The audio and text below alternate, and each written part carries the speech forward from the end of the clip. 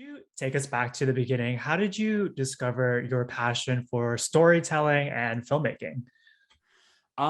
That's a good question. I mean, ever since I was a kid, I was always interested in creating, even if it was just with blocks and building things, painting, drawing. I've always had a little bit of a passion for it. When I was back in, let's see, high school, I was actually always I was trying to find the best picture to take for MySpace, angles and stuff like that, back when MySpace was a thing. And then I went to college and just started kind of taking some amateur level photos on my iPhone, messing around with certain editing programs, and then graduated to a little point and shoot, little Canon, which was great. Started making movies when I was studying abroad in Paris, which was really cool.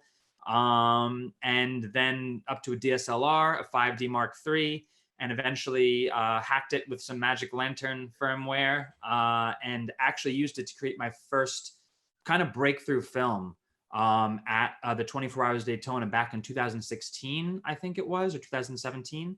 And yeah, I mean, the rest is history. I mean, I've always liked creating. I've always liked the challenge of it. And video, I think what drew me to video was the three-dimensional Mm. aspect of it, because there's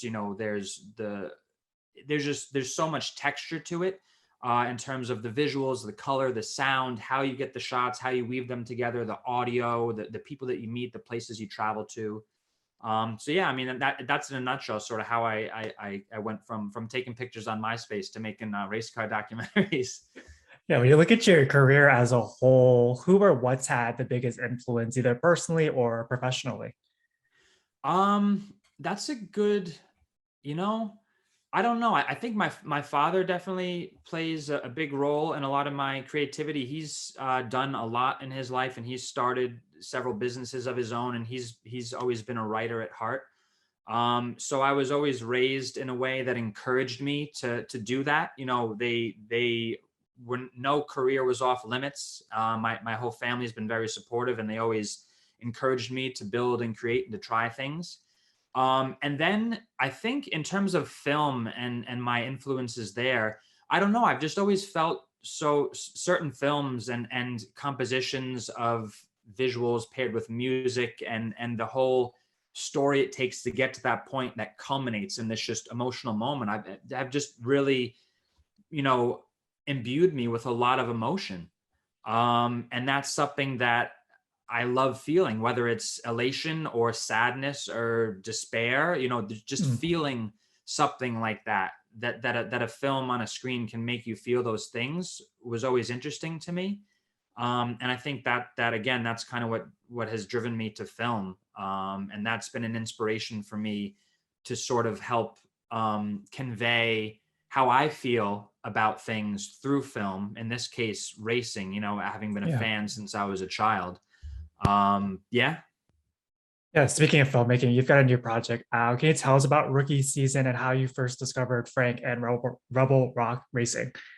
Yeah, of course. So I actually discovered Robin before I discovered Frank. Robin and I worked together on that film that I mentioned earlier, that where I shot it on the 5D Mark III, that kind of helped launch my motorsport filmmaking career. He was with Stevenson Motorsports at the time, and he was a driver, and I did some interviews with him, and just was really immediately interested with the way he thought about things, how he conveyed things, the fact that he was able to be somewhat vulnerable, on camera and on audio, where a lot of drivers sort of had that shield up and they were just, thanking the sponsors and saying hi to the family at home. Where Robin really had an interesting and unique way of looking at things that kind of fit with my vision as a filmmaker. So we cultivated a relationship over a number of years, did several shorter films together, 3 to 5 minutes in length, maybe.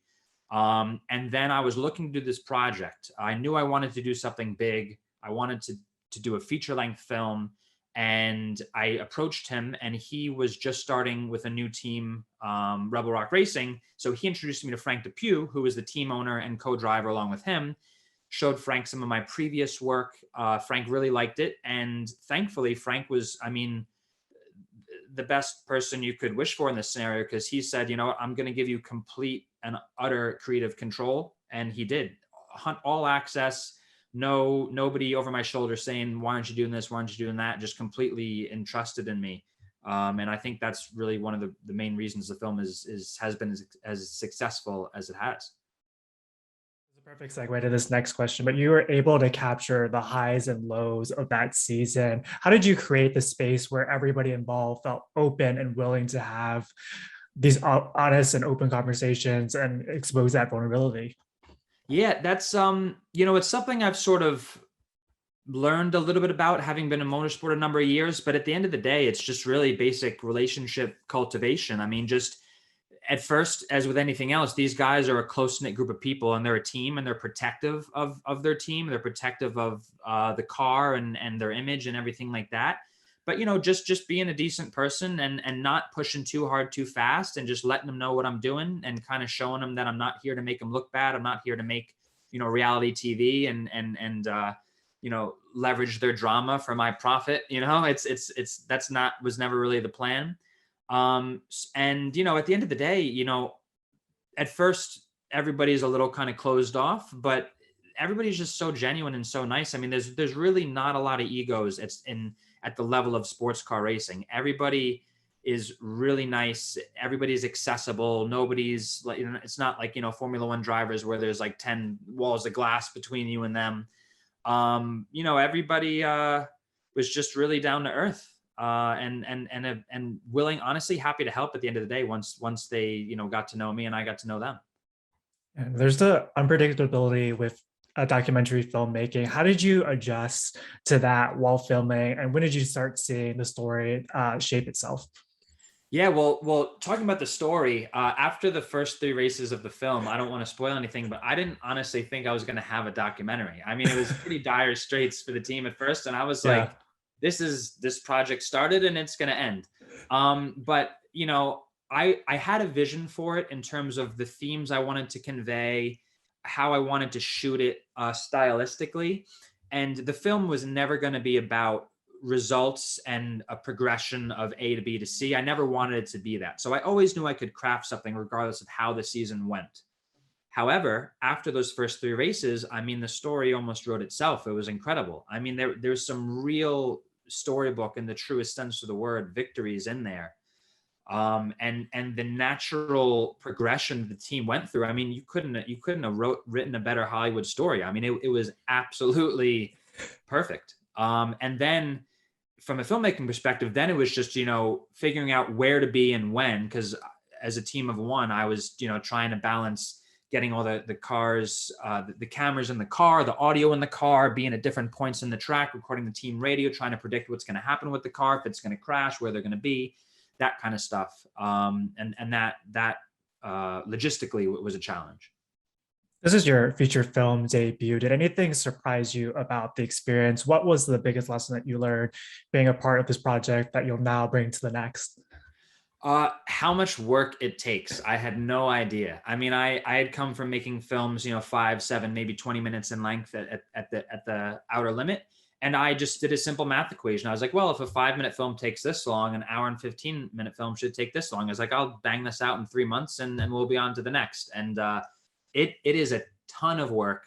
I learned a lot about every aspect of the process, not just what it takes to make a film of this length from a filmmaking perspective, audio, sound, color, everything, but music licensing, how to deal with people, what to say, who to contact. I'm learning a lot now as we get ready to launch, about theatrical distribution, about marketing, about PR, about digital distribution. And I mean, it's been a big and very humbling learning experience. But I mean, yeah, I guess I would have to say the biggest thing I've learned is everything, right? Yeah, the film has been incredibly well received. What do you think is resonating most with audiences, and what do you hope they take away after they see it? That's a good question. I never like to push too much onto the audience. I like them to take from it what they will. However, the things that I sort of wanted to convey the most in the film, talking back about how, as a motorsport fan and a fan of cinema, that I always wanted to convey how I viewed the sport in my films. I think number one, you can't avoid it. It's the car, right? It's the forces inside the car, the sound inside the car, the intensity of lap after lap after lap. And if you're a motorsport fan, and maybe you don't even really know, because not a lot of people have been inside these cars. I've had the good fortune of being a passenger in real race cars with real race car drivers on the track. I mean, going full speed, trying to hold my, my cinema camera at the same time, like a human gimbal. But I mean, my eyes were, the first time I was in a race car and they hit the brakes, I was like, wow, I had no idea. There's nothing that even being at the track can convey the forces inside the car. Mhm. So I tried, number one, to convey the forces inside the car, and the sound Yeah. plays a big part in that. Number two, the fact that, everybody who watches racing, whether you're a fan or not, the commentators are always following the leaders. You always see the podium, you always see the champagne, you always see the checkered flag, and you always see the winners, right? But there's, for every winner, there's like 30, 40, 50 cars that don't finish on the podium, maybe don't finish at all. Maybe some teams will race for numbers of years and never win a single race. Everybody just assumes, oh, you'll win this, you'll win that. But it's a grueling sport, and it takes a lot out of you to travel. You're on the road, a third of the year. And I wanted to convey, really the film at its core is about what is it to race. And it sounds like a simple question, but if you ask yourself why 5 times to get to the core building block of the issue, it's not so simple. And it's a lot that goes into it. So I wanted to show the complexities of the sport, what it really takes, how it feels, the highs, the lows, and not just focus on the wins and the glory. So those are two of the biggest things, I think.